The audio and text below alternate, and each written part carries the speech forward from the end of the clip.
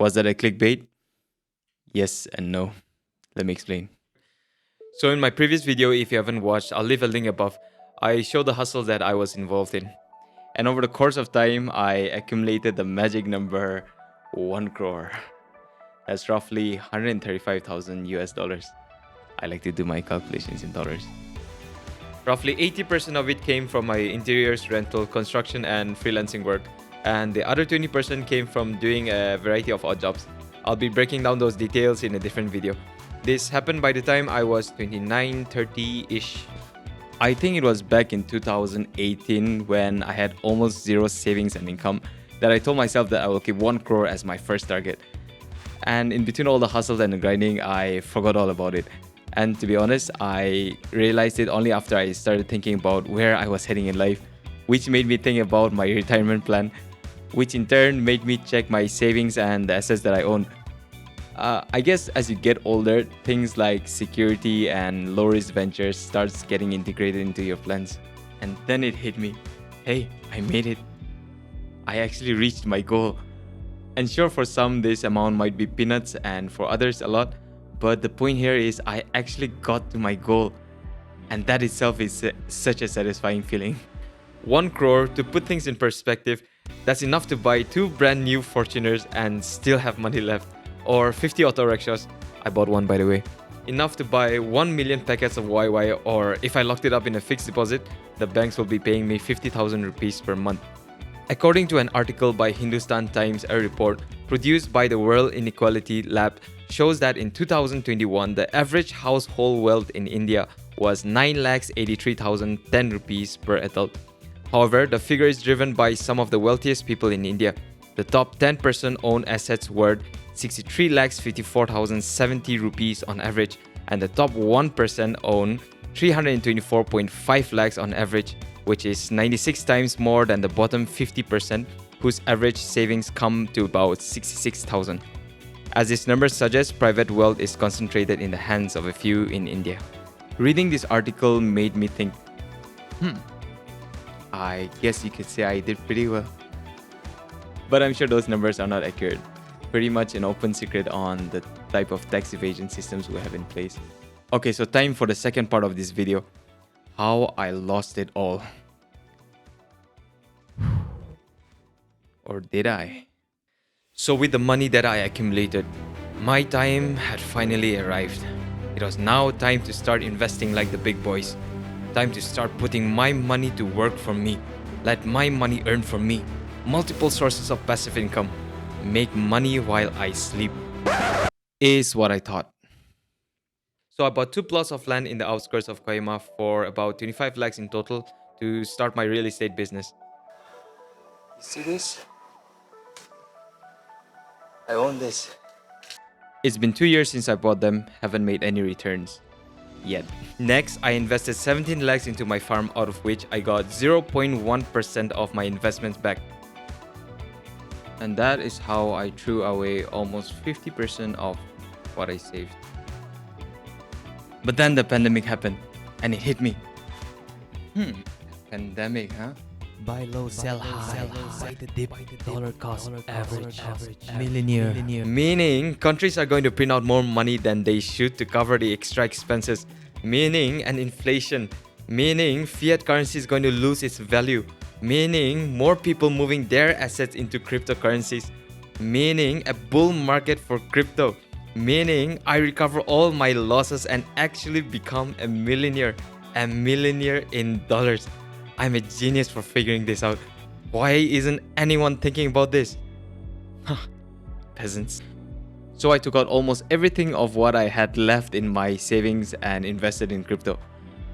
And I lost a lot. A lot. But I still believed in cryptocurrency, saw the potential that it could have one day, and so I started educating myself, and with a lot of research and a little bit of luck, I made back my losses. It was a very humbling experience for me.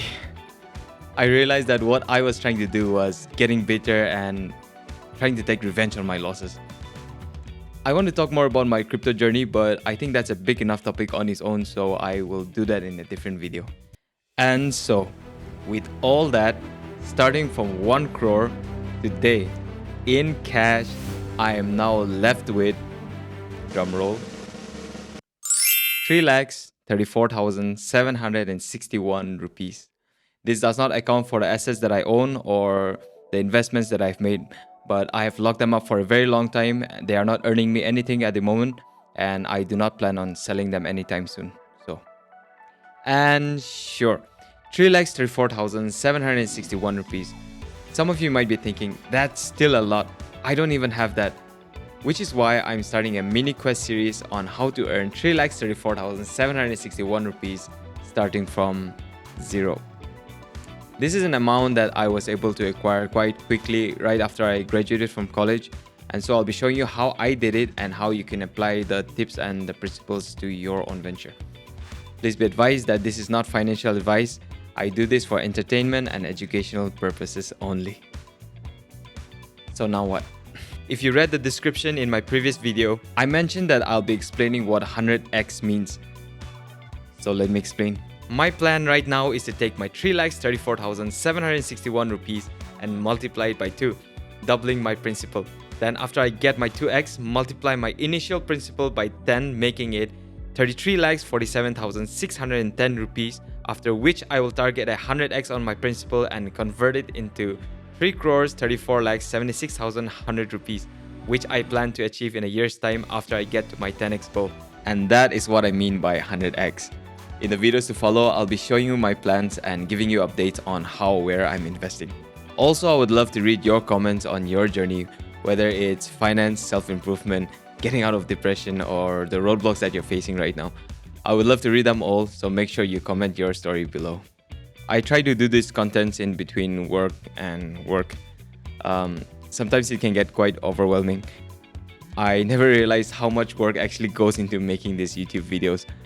Hopefully I will get the hang of it soon and get my workflow to be more efficient. Slowly but surely. Do consider subscribing to the channel and hitting the like button if you want to see more of this content. It is always appreciated. But it's not over yet. There is still one vital question that's left unanswered. Why am I revealing all this? Is this idiot trying to flex? Or even worse, trying to become a target for the Undertaker? Because I don't want this journey to be about how much money I make, nor do I want this to be about me saying money is not everything. I want to say that when I get up there. I want this journey to be about taking whatever circumstances you're in right now and answering your call to adventure. Sure, to some, if not many, the 100x goal might seem unrealistic, impossible, boastful even, but there's a process of change in mindset that comes along with setting ridiculous goals. It's like if you keep saying I'm poor, the rules that govern the ideas of being poor will determine how you should live, behave, eat, talk, dress. It'll, according to its design, keep you the way you are. And coming from a conservative culture, I get it. Being shy and timid, these are behaviors associated to modesty, being respectful, considered ideal and rewarded even. But I have to be honest with myself, I love the thrill that comes along with challenges. The idea of achieving something that's thought impossible by many gets me excited. Maybe that's a feeling that comes with wanting to prove myself, or it could be attributed to being insecure. I don't know. Maybe it'll deteriorate with time, and maybe one day I will finally be able to come home and simply be content. But that's future Zulu's problem. I've always wanted to document my journey, and with everything that has gone wrong, all the wrong investments, the dumb ideas, bringing me back to rock bottom, it's actually creating all the right conditions for me to start blaming myself, my situation, the people around me. But I want to see this as an opportunity, a second chance if I may, to do what I initially intended to do. This could potentially be the saddest story about a fool who thought he was going to conquer the world and putting himself at risk of becoming the village idiot. Like Theoden Greyjoy, neither a Greyjoy nor a Stark, in his never-ending quest to prove himself, ultimately trading his own life in the end for redemption. Or it could be a story like Mulan's, born in a culture with strict traditions much like ours, exploring the concept of how rules and traditions are built to benefit the society, but not only when virtue is convenient, who fought against adversity and triumphed. There are so many variables at play here. You never know how it'll all end. What I'm trying to achieve is not so much centered around the idea of getting to my 2x, 10x, 100x goals, but I guess you could say I'm trying to find the structures, the habits, the protocols that will come along with the pursuit.